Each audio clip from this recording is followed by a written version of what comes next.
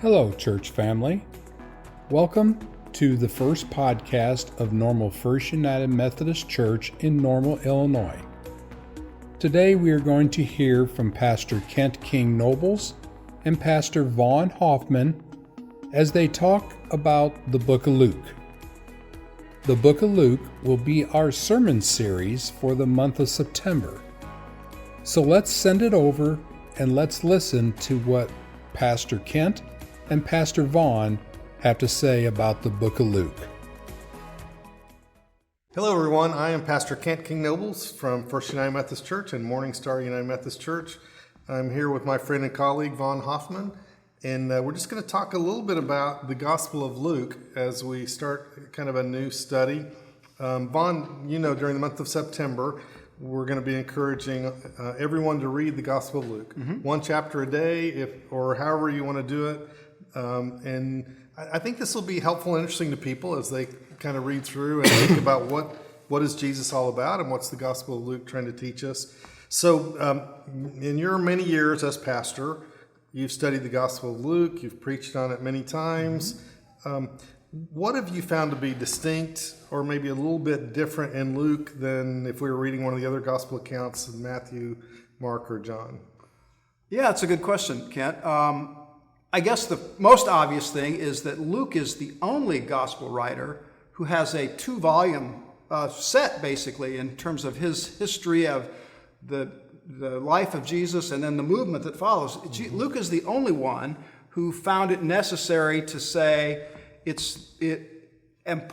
as life-changing as the advent of Jesus and the movement that he began in terms of discipleship and inclusion of the lowly and the way of salvation that he put forward, the kingdom of God that he taught. In addition to all of that, there is also the continuation of that through the church that is the kind of part two, equally important. So Luke is the same person who writes the Gospel of Luke is the person who writes the book of Acts. So that's, I guess if you're going to talk about the uniqueness of Luke, one of the things is Luke puts just as much emphasis on the importance of the ongoing community of faith as he did the early 12 disciples. You know, the other three gospel writers, there's Easter and Jesus rises and he ascends, and they're after a couple of appearances, and then we're just left to wonder what happens next. Luke says, I happen to know what happens next. Let me tell you. The good, the bad, and the ugly. The good, the bad, and the ugly. And I just was thinking about that. You know, there is a recurring theme that Luke comes back to over and over again, and it seems to me in both Volume 1, the Gospel of Luke, and Volume 2, the Book of Acts, and that is the ever expanding embrace of the religious community, not without conflict sometimes or without the struggle, but with the community from the very earliest Jesus movement through the end of the book of Acts. We see more and more people being brought into the fold, people who would previously have been low on the social hierarchies, people who would be thought to be unworthy, not one of us, all of that. That's one of the things that Luke seems to come back to over and over and over again. I love that answer. I think it's helpful. So I was thinking about that. You hear people talk about the Gospel of Luke as emphasizing the outcast, the marginalized, the common people, maybe more than the other Gospels even. So in what ways have you found that to be true? Yeah, I do think it's true. It starts from the very beginning. You know, we have the Christmas narrative in Luke, which is the most well-known. Yeah. It's interesting, though. Only Matthew and Luke say much of anything about Christmas. Mark doesn't even mention Christmas. John goes off in a whole nother direction. Right. So, but Luke's version of Christmas, you know, we have the lowly Virgin Mary of low estate coming, and you know we have the Magnificat of Mary. God will lift up the lowly, and the rich He'll send away empty. And there's this kind of upsetting the apple cart in terms of the very well-established social hierarchies from day one in Luke, and it goes, you know, all the way through. We have who does Jesus want to have dinner with? He wants to go to Zacchaeus' house, the tax collector, who everybody, that would have been scandalous. And once, over and over again, we have Luke kind of repeating the fact that if you think you know who's going to be included in the embrace of God and who's going to be excluded, you might be surprised. Probably wrong. Yeah, I think I would encourage people as they read through the Gospel of Luke, like Mary, pay attention. Who is Mary in the Gospel of Luke? And if you read that Magnificat, it's kind of a revolutionary song that she's singing. Yeah. So I think that's something people can look for as they read through. Who is Jesus responding to, and how surprising is it? That the people that Jesus does include. Right. And Luke goes out of his way to make that point over and over again. You mentioned at last Sunday's sermon that the story of Jesus. Is visited by the woman who kneels in front of him, washes his feet with her tears, and it's interesting. Several of the Gospels record that story. In John, it's thought to be that was Mary, the sister of Martha, who did that.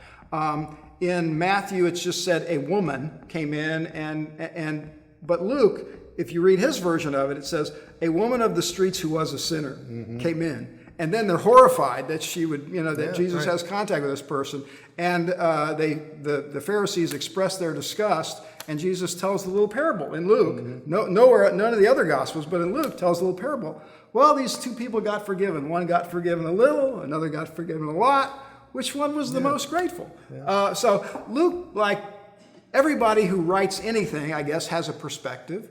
And Luke's perspective is, don't think you can be so sure who's going to be included and who's going to be excluded. Yeah, which I do find is kind of a Jesus theme throughout the Gospels, but Luke does seem to drive that point home more. Let's really catch this message Jesus has given us. Right. Let's not lose this message. So, all right, good. So as you look around and see things going on in society and the world around us, one of the things we want to do in these podcasts is talk about how faith can be relevant and helpful in our world. So do you find any especially relevant themes in Luke or messages that really speak to our world today that people might want to look out for as they read? Yeah, good question. To me, one of the things that goes along with Luke's emphasis on you can be surprised by what God's going to do and who God's going to do it with. I think that's partly the one side benefit of that spiritually is the idea of, then there's reason to be hopeful. You don't lose heart. There is that wonderful, Luke tells a parable nobody else tells, the parable of the persistent widow, who goes before the judge saying, grant me justice. The judge is crooked. The widow's low on the totem pole in terms of social standing. She persists. And in Luke, it says, he told them this parable that they would not lose heart and pray constantly. So, to me, not losing heart is probably one of the underlying themes of the Gospel of Luke. Why does Luke have the perspective that he has? Well, one, he sincerely believes that God lifts up the lowly through Jesus, and that was actually what Jesus did. He believes that. But also, maybe the undertow or the religious, spiritual encouragement in that is because we don't know what how big the embrace of God's going to be and what God's going to do. We pray and we are faithful because we know it makes a difference. And part of it is we don't really know how big a difference it's going to make. Yeah, and I do find people, some people at least, as they watch the politics unfold today, tend to lose heart. Yeah, tends to think, corruption always wins out. The powerful always win out. Yeah. And I think that not losing heart and trusting in God is an important message. Yeah, I'm glad you mentioned that. I think that's really helpful. Do you have any favorite scriptures or stories from the Gospel of Luke? Well, when I think, Luke, has a special section that's unique only to Luke. So I was thinking about, what is that? Are there things in there that are particularly encouraging to me that are unique to Luke? And to me, one of the things I like about Luke's special section that only he includes, none of the other gospel writers do, is he puts close together the parable of the Good Samaritan, which everybody knows, the Samaritan who is the one who becomes the hero because he acts and cares for the good one. neighbor, the good neighbor. And he puts that adjacent to the story of Mary and Martha, which is a story about Jesus praising the one who is listening, not always doing. So we have these two attention between discipleship. On the one hand, Luke says, you got to be like the Good Samaritan. It's not enough to talk a good game like the priest and the Levite who know the law, but good religious people, but don't do anything about it. So you got to act. Right. And on the other hand, it's not just about acting, because there's Mary and Martha. Martha's out there acting in the kitchen, and it's not a contemptible thing she's doing. But in the story, the attention, the positive attention, is directed toward the one who's listening. So to me, it's like Luke says, there are kind of two parts of being a faithful person. You got to be able to listen and not be rushing around like a chicken with his head cut off all the time. But there does come a time to act, and there is a time when it's not enough just to philosophize. You got to put it into action. So I like that about Luke. I would also add, Luke 15 is one of those sections. Only in Luke, the three parables of the lost. And of course, the prodigal son or the loving father. I think it's just such a powerful story. I keep coming back to that over and over again. But also, the lost coin. Just this idea that even when people feel lost, they're not thrown away by God, but God's grace is reaching out. And I think that's I love those stories. And you mentioned, the nativity story, the shepherds, the common people who would have been considered unclean, but they get a chance to get on. They're first in, So I think there are a lot of stories in Luke that you read, and if you really give it much attention, you say, "Wow, this is kind of something that I can apply to my life." I think that's right. Yeah. And to your just to follow up on the idea of how often Luke talks about the lost and Jesus coming to seek and to save the lost. Jesus, the Zacchaeus story, all of those. It's interesting. It's not lost is a nice image when you think about. Lost doesn't necessarily mean you rebelled. To be lost is to just be off the track. Yeah. Sometimes you get lost in spite of your best efforts. You're lost, And so it's an interest. I like that way of phrasing it, because sometimes you're lost just because you do something rebellious and stupid. That's possible. Yeah. But also you can be lost even in your attempts to do what's right. You can all of a sudden find yourself to be lost is to just not know where to go next. Yeah, so we've all been there, right? You can be a good religious person and definitely be there. All right, last question. So for someone listening to this podcast who may be reading Luke or the Bible for the first time, maybe doesn't feel like they're that experienced or knowledgeable, do you have any suggestions on how to read Luke to get something truly meaningful out of that experience? There are just a couple of things I might suggest is, like Mark and like Matthew to some extent, Luke tells it from a particular point of view. We've already talked about, wanting to kind of highlight the fact that Jesus comes for the lost, he comes for the lowly. Also, I think it's helpful to see in Luke, there is the beginning part of the first 8 or 9 chapters of Luke as you read. That's going to be Jesus gathering disciples and teaching them in Galilee. And Galilee was kind of home for them. Galilee is kind of the safe zone for the disciples and for Jesus. They're from there. And so they're known there. It's mostly a time of learning, healing, not much conflict, because they're kind of a known quantity and it's their home. That's the first part. After it becomes clear who Jesus really is, then there's this dramatic time where he asks Peter, "Who do people say that I am?" "Well, you're the Christ, the Son of God." He says, "Okay, now we're ready to go to Jerusalem."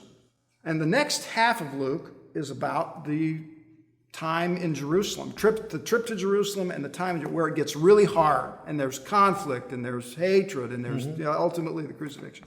So you see kind of two things happening. You see them getting ready to go and make this harder journey, but also the sense of being a faithful follower of Jesus is spending some time in Galilee, learning, seeing the healing power of Jesus in life, and then being willing sometimes when the chips are down, to follow in the harder way. So you'll see that dynamic play out. So I think as you read along, first half, you'll kind of get the sense of, here's Jesus kind of nurturing people, and the second half, now we know. So now it's time to do some harder things. Yeah. So yeah, what is God saying to me as I read through that and go through those? Yeah. Another thing came to my mind. I remember Fred Craddock, who was our preaching professor back in seminary. He encouraged us to do a naive reading, which has been helpful to me at different times when I've studied the Scripture, because sometimes you come to the Bible and you either feel insecure, like, oh, I don't know very much, I can't do this, or you feel like, oh yeah, I know this story, I can skip this part. And what he encouraged people to do with a naive reading is to read through like you've never seen it before and like you don't know anything, and then make questions. What doesn't make sense? What don't I understand? What stands out? Yeah. And I think, especially if you're going to read one chapter at a time, or going to read a little time, just to kind of take that approach and say, let me experience this brand new for the first time. What does this really mean to me?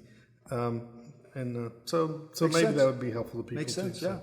All right, Vaughn, thanks so much for joining me in this conversation. Happy to. We'll plan on having some more podcasts coming up as we read through the Gospel of Luke, and pray for God's blessings upon everyone as you go through the journey. We want to thank you for joining us today, and we hope you are blessed with this podcast. And remember that you are a blessing to everyone. Go in peace and have a fabulous week.